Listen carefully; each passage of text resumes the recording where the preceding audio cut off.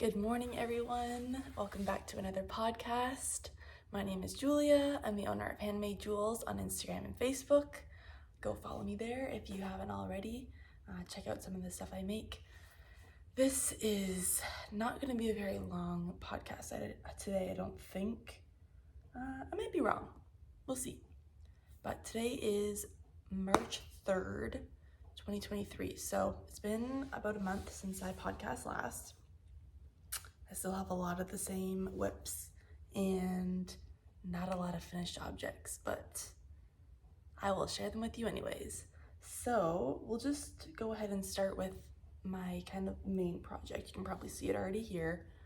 You've seen it in the past, but I have good news. So last time I talked about the sweater, I was scared that I was gonna run out of yarn. So I had bought enough suri. I thought I bought enough suri to complete the whole thing. But then I realized that suri is heavier than mohair and did not have the right amount of yardage. So I finished the body of the sweater and I had to do the sleeves. And I had it looked like not a lot of yarn left to do both sleeves. So my end plan was to separate the ball into two equal sized balls and then knit the first sleeve, and whenever the ball is gone, that is the end of the sleeve, wherever it lands on my arm. That was the plan. So I did that, and then I realized, I'm like, oh my goodness, I have a lot of yarn, not a lot, but some yarn left over. I didn't even use the entire ball to complete the first sleeve. So here it is. It's kind of deceiving because it is a drop shoulder sweater. So this part is also part of the sleeve, right? So it really doesn't start till mid arm. Yeah, and I know it will grow when I block it because I've already blocked the body and I noticed how much it grew lengthwise. So I didn't want to make it too long, but right now it's sitting you can kind of see that. So hopefully it's going to grow just a little bit. So it's right by my wrist there. That's the plan. So I'm really happy that I had yarn left over. I'll show you how much. There's it. I didn't actually measure it. Not a lot, but okay, if you can see that. There we go. Crazy. So I am very excited to still have yarn left over, which means that I can, so I did the I-cord bind off. Whoa, sorry, it's not, there we go. The I-cord bind off on the edge of the sleeve, I did that held with the suri, but on the bottom of the sweater, like the body, I did the I-cord bind off with just fingering yarn because I was really scared about not having enough yarn. So I still do need to do the neckline. So the whole neckline, I have to pick up stitches and then do that same I-cord bind off here. So I'm thinking I'm gonna just use that leftover suri that I have to do that. And then I might still have some left over, which is fine by me. Better to have too much than not enough. So I know a lot of you guys were wondering what's gonna happen to this sweater. Is it gonna be finished? Is it gonna have weird short sleeves? But it is. I'm very happy to report that I have enough yarn. So we're coming along. I'm on the second sleeve here, as you can see. I need 2 more stripes after this one. So still got a ways to go on that sleeve, and then the neckline and the vertical stripes. So I'm so excited to put those on because I feel like it's just gonna completely change the look of this sweater. It's gonna be so beautiful. Yay. So I should have tried it on, but I will wear it. Hopefully next podcast I have it completely done and I will just wear it and be like, yes, that's it. So we shall see if that actually happens. All right, I think that's it for the Max. Oh, I didn't even tell you what this sweater was. Guys, I'm sorry. This is the Max sweater from Calibri by Joanna. So it's, I'll show you the picture. If you didn't watch last month's podcast, it's like a plaid, very pretty plaid. And it's a suri and fingering held together, so it feels like a cloud. It is the squishiest sweater ever. So beautiful. And I'm using Hello Stella yarn. So this is her Highland, fingering Highland wool. And her suri. And this is both in the colorway Hot Pink. Love it so much. So that's that. Very excited about that one being done soon. And I'm not getting stuck on Sleeve Island yet, so there is hope. I'm gonna move on and show you my temperature blanket progress. So I'm gonna just pretend like you've never seen this before. I started a 2022 temperature blanket last January 2022. So I wrote down the temperatures every day of the year, the average temperature every day for an entire year. And now I have all my information. I have colors associated to the different temperature ranges, and one stripe on my blanket is the average of 2 days together. And I kind of went through the months. I have a white stripe that separates my months, so you can tell kind of what we're looking at. So here it is. So the top, this is the January, February, March months. These bluish green ones up here. And then we move a little bit warmer down to the May, June, July, August. So nice. And guys, I am getting very close to being done this. So I am halfway through October right now. So I finished September and this is October. This green stripey guy. So it's gonna start getting cooler now. I'm gonna get those blue-green colors again. Very excited to kind of complete this blanket and get it done. But it looks so nice, like all together. I'm loving it. It's been a process, but it's just been really fun to work on and not have like the stress of being like, I have to get this done. It's been here for a year. I've been working on this for over a year, but that's how she goes with a temperature blanket. So yeah, very excited to have this done. I have been weaving my ends in along the way, which if you ever want to make a temperature blanket, I highly recommend you weave in your ends as you go, because if you're anything like me, when you're done, it's like, just be done. I don't want to continue to work on this and do the fiddly, stupid crap at the end. So yeah, I have two right here, but I basically do it as I go, which has been so nice. And I'm very thankful to myself for deciding to do that. So that's the progress on the temperature blanket.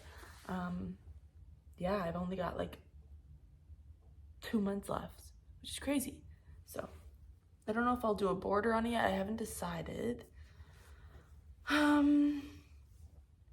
Yeah, I don't know. We'll see how long it is and then decide, I think. Because I don't think it's gonna be overly long. It's very wide. Just kind of a lap blanket situation, but maybe I will add a border. I don't know. We will see. Yeah, what's next? I have another whip. So this is a new whip because I finished the last pair of socks, which I will talk about in a little bit. So I started a pair of socks for my brother for Christmas. I know, yes, you're saying it's March. Julia, why are you doing Christmas presents in March? And this is a thank you to myself in December, because typically I stay up till like 2 a.m. on Christmas Eve working on Christmas presents, and I am trying to not do that anymore because it's terrible. And I know I'm a super slow knitter, so just to get it done and say, you know, I have these socks done for my brother, perfect. Check that off the list. So I'm making him just a pair of just plain vanilla socks. I haven't done much, but I don't know if you can see that. Yep. So it's just the ribbing right now. I'm just doing the cuff. But this is Peyton's Croy Socks yarn. So this is the yarn. It's so cute. It's like a camo-y color. Do I have? Yes, I have the label one. So I have 2 skeins of this. They're 50-gram balls. They're actually more than 50 grams. I found I actually weighed it. It's like 54 grams, so they give you a little bit extra. It's all backwards, but this is 75% washable wool and 25% nylon. So for my brother especially, he needs something that's machine washable. And yeah, so if it accidentally goes in the dryer, it's no big deal. And they won't felt on him or anything. So yeah, and this is like a nice camo-y boyish color. He's into hunting, so these will be good for him. It's literally called Camo Colors. So yeah, I'm excited about those. I'm using, these are 2.5 millimeter DPNs and like a classic 64 stitches cast on. So yeah, so that's that. My next sock project. Moving on. Oh yes. So another whip that I have, with my business, in my fringe bag, my other brown fringe supply company bag. I've been making custom orders for my business. So right now I'm working on 2 custom dogs. I actually have the one done. So they're Labradoodles for the same owner. Cutest dogs ever in the world. They're literally adorable. So I have the one done. So cute. I'm just gonna cover my face so you can see it. The whole, all that detail. The tail, the ears. So the ears are like really, I put loops on the ears instead of like this chain. I don't know how to explain it. Just to make it a little bit different, which I'm glad I did because it's super cute. Yeah, so this guy's done, and the fur on this took me forever. It's literally on his legs all the way back, like all around. He took a long time. Yeah, but it's worth it. So good. So I'm working on the second one right now. The other one is a brown dog. So I have his body done. This is kind of how it starts. The base. So his belly is white and his back, like the rest of his body is brown. His head is brown. So I start with just the single crochet classic body like this and then sew it all together. And at the end, that is when you add the fur. So you basically change and chain, come back in, change and chain all around the body to kind of add that texture. So it is quite a long process to do long-haired dogs, like furry, fuzzy, curly dogs, but they turn out really good in the end. So yeah, that's a super fun project that I've been working my way through. Let's move on to finished objects. I have to run and get my socks that I just finished. Give me one second.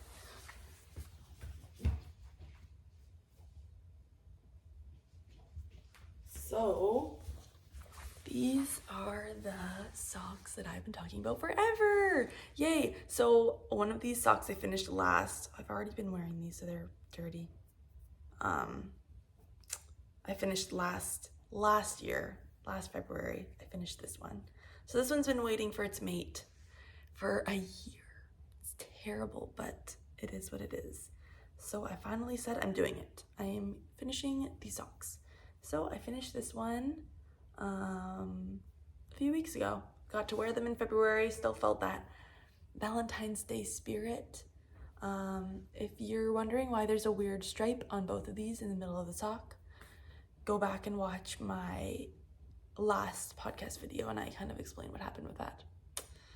Not fun, not a good time, but they're just for me, so I don't really care.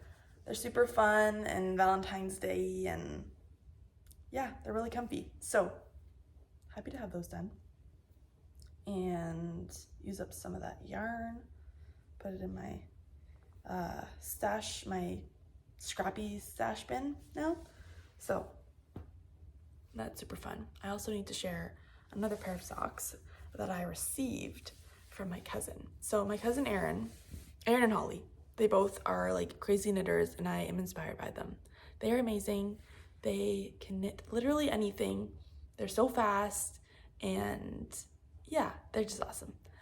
For my birthday, Erin made me a pair of socks and I was so excited. I thought I was gonna die. So I went to my Sip and Stitch group. Monday night was my birthday, like Monday. And so I'm like, of course I have to go to Sip and Stitch on my birthday. It's my favorite thing to do ever. It's my favorite place to be. So Erin wasn't there, but her mom brought my present and I'm wearing them because they're amazing. So she made me these, oh, they're not, see the speckles on that? They're not, I'm gonna have to take it off. Show you the detail on these guys. So she knit these. How freaking beautiful are they? Like seriously, the speckles, these are not cables. She told me they're like, what'd you say? Like you slip a stitch and then you pull it over 2 stitches or something. So it looks like a cable, but it's really not. So beautiful. And then the neon stripes, I'm just dead. They're absolutely beautiful. So nice. So I'm very, very happy to have these on my feet right now. She's amazing and she whipped them up in like a week. She's insane. Wish I could be like her, but yeah, now I can wear her socks. I love them. So yeah, I thought I would share those with you guys. More, do I have any more FOs? Yes, I do. One more. I don't think I shared this last time on, what day? In January, because I probably didn't have them made. But I made, for February, a box of chocolates. So, first of all, this is the lid to the box of chocolates. Let me just hold it up. Cute little heart face thing. And then, I lost one. So I love just having like shelf decor things for just different occasions in the year. Here's the box of chocolates. So you can kind of see. They're so cute. Yeah, and the lid. So they sit on my shelf looking so cute. And I just think it's fun to have like cute things to decorate your house for like St. Patrick's Day and Valentine's Day and Easter and Christmas. So, and it's in like my Handmade Jules zone. So it was just fun. And I made a TikTok video and it was a great time. It was a great day. So yeah, that was fun. And I'm gonna show you another fun thing I got for my birthday that I forgot. Actually, it wouldn't have been, yeah. The last podcast was before my birthday, so I got this from my parents. So this is Kawaii Crochet. The cutest book ever, first of all. So cute. I really wanted this. So it's just like I said, just cute little funny, like funny little amigurumi things for your shelf. So they're all separated by color, which I really like. Because then it's like St. Patrick's Day. I can go to green and be like, what do I want to make? And look at this. So cute. And like, yeah, here's the pink one. The pink, guys, I love the pink. All these, like the cotton candy and the heart and the ice cream and the Fruit Loops. Seriously, it's just like happy book, you know, like it just brings you joy. And I'm so happy to have it. So I haven't made anything in this book yet, but I want to make that St. Patrick's Day cake, this guy. So I think I will do that at some point. Maybe not this year, maybe next year, because it's already March 3rd. Yeah, I don't know, we'll see. So that's super fun. Thought you guys would like to see that. And I'm gonna show you some yarn that I got in the mail. So for my business, I typically order yarn from 2 places. You probably heard of them both. Lovecrafts.com has like the biggest selection of yarn ever. It's insane. So I can get yarn from them, and it's typically cheaper than Knit Picks. So Knit Picks is the other company that I order from a lot. I love their Cotton yarn, which is a cotton linen blend. I use those from all my animals. So all these guys get either Cotton or the Paint Box Yarns Cotton DK from Lovecrafts. So I go between the two. They kind of work together. I'll just show you some of the ones so that I can show you the difference between the two. So this is my Lovecrafts order, and I think I just got a bunch of DK. So this is what I'm talking about, the Paint Box Cotton DK. So nice. This is the color Blood Orange. It's like a really bright orange. I use this for my dinosaurs, the tiger. I think that's about it. But I got 5 of these just because they were on sale in a bundle pack, so I did that. And I also got some black, the Cotton DK. Super nice.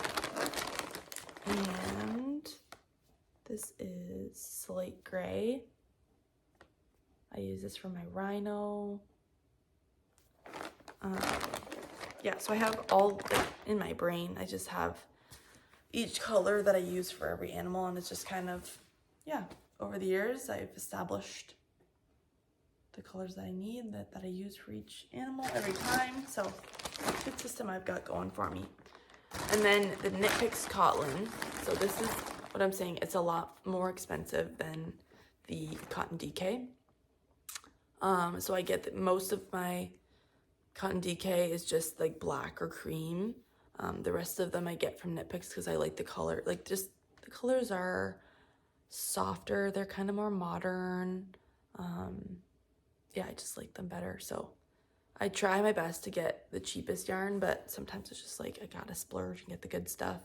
So not that this stuff isn't good, but this stuff is like superior. So this is 100% cotton, this stuff. And this is a cotton linen blend. So it's 70% cotton, 30% linen. You can literally see like that it looks softer. It's kind of weird, but this is just, and the thing about linen is as it's worked more, so I make these into animals. As kids play with their toys, they get washed, they get thrown around, they're just gonna get softer over time. So linen is like, that's what happens. It feels weird at first, and then as you work it, it gets softer and softer and softer. So that is super awesome. Yeah, this is the colorway Flamingo. Sorry, you can't really see it. There you go. Super nice. And yeah, like I said, they just have a lot. Their colors are just different. So this is Lilac. No, Whisper. It's Lilac at Paint Box. And so I use these guys for unicorns and other random things, but mainly unicorns for these two. This is Planetarium.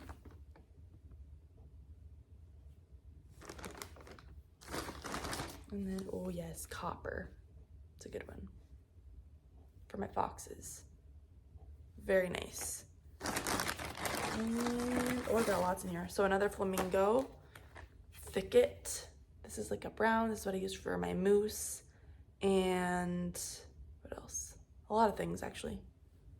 The dogs. the monkey. I'm trying to think now. Here's another thicket. This is a new color. I think I have 2 of these. Yes, this is a really nice color. This is called macchiato. It's like a more orangey brown. I really like that. So I think I did buy this for a reason. Oh, for like a gingerbread man. Can you see that being a good color for like, yeah, something at Christmas time?